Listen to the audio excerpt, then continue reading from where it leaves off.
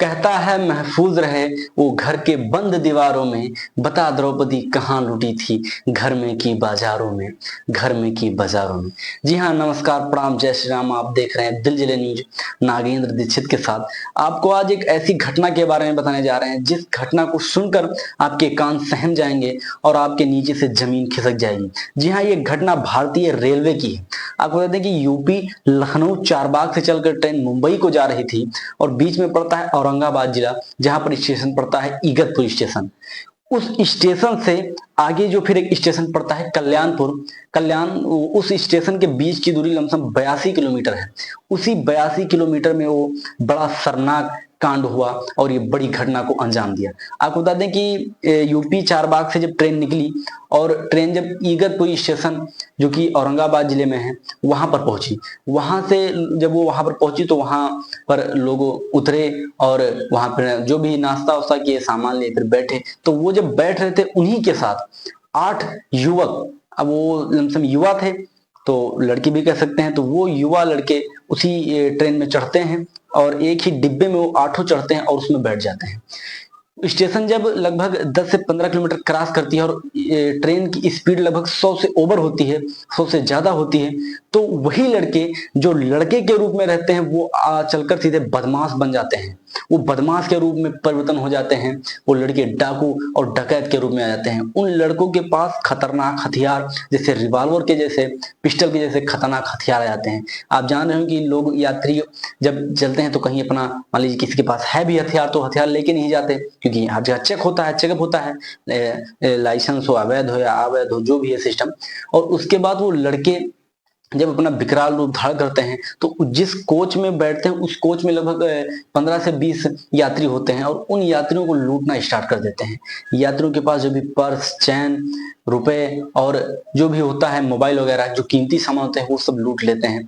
उसके बाद वो सब एक कोने में जाकर खड़े हो जाते हैं। जब वो कोने में खड़े होते हैं तो उन्हीं 8 जो लुटेरे होते हैं, बदमाश होते हैं, उन्हीं में से एक की नजर एक 22 साल की विवाहित महिला पर पड़ती है। आपको बता दें ये बहुत ही शर्मनाक घटना है और ये आदमियों के अंदर से इंसानियत को खत्म कर देती है।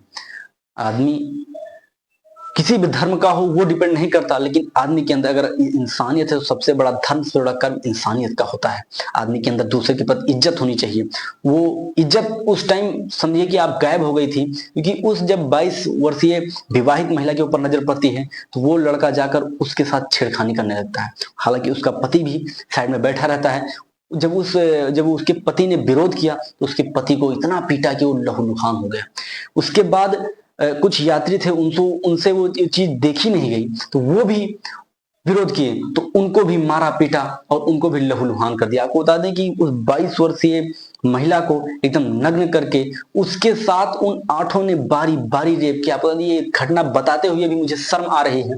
और ये घटना इगतपुर स्टेशन से लगभग 10 से 15 किलोमीटर दूर जब स्टेशन से ट्रेन क्रॉस कर जाती है तब की ये घटना है। लगभग ट्रेन की स्पीड भी 100 से ओवर होती तो किसी भी यात्री की हिम्मत और नहीं पड़ती कि वो, क्योंकि पहले से उसका पति को लहूलुहान कर दिया। बाकी जो 2-4 लोगों ने, जो 2-4 यात्री थे, उन्होंने भी प्रयास किया बोलने की, उन्होंने तो उनको भी पीटा। तो बाकी अब किसी की हिम्मत नहीं पड़ रही क्योंकि उनके पास खतरनाक हथियार असलहे थे। हालांकि उस कोच में अभी कोई सुरक्षा जो उसमें जीआरपी वगैरह होती है वो भी नहीं आई थी। तो उस लड़की के साथ लगातार 8 लोगों ने, उन 8 बदमाशों ने एक के बाद एक रेप किया और वो भी बेहोशी की हालत पे कगार आ गई और वो भी बेहोश हो गई। उसका पति था वो भी लहूलुहान था, वो भी चिल्ला रहा था, चीख रहा था।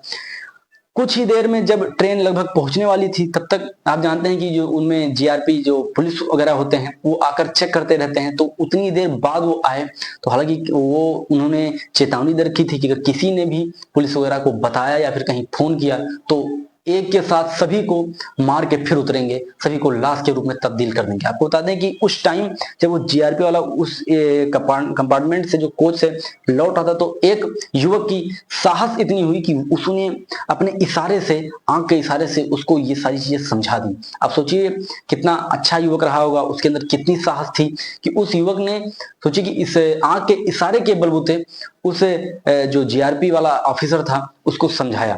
हालांकि तुरंत जीआरपी वालों ने दूसरे कंपार्टमेंट में जाके सारे बड़े ऑफिसरों को इन्फॉर्म किया और उस आगे जो कल्याण स्टेशन पड़ता है वहां पर पुलिसकर्मी को तैनात कर दिया। जैसे ही ट्रेन रुकती है, उन 8 में से 4 तो फरार हो जाते हैं, बाकी 4 को पकड़ लिया जाता है और तुरंत ही उनको थाने पर भेज दिया, तो उनके ऊपर एफआईआर दर्ज होता है। बाकी जब और मतलब यात्रियों के साथ बैठते हैं, वो पूछते हैं, तो सारी घटना के बारे में वो बताते हैं कि ऐसा ऐसा उनके साथ हुआ। हालांकि तुरंत वो जो 22 वर्षीय महिला थी उसको एडमिट कराते हैं, उसके पति को एडमिट कराते हैं, बाकी जो भी यात्री घायल थे उनको एडमिट कराते हैं। आप बताते हैं ये घटना ईगत पुलिस स्टेशन औरंगाबाद की है। देखिए, आप ये सोचिए कि कितनी शर्मनाक घटना है कि एक महिला का सबके सामने रेप हो रहा है। ये हमारे भारत देश भारतीय रेलवे की घटना है, कितनी शर्मनाक घटना है। आपको इसका बताने का हमारा मतलब ये नहीं था कि आपके दिल को ठेस पहुंचाना, बल्कि हमारे बताने का मतलब ये था कि आप सचेत हो जाइए,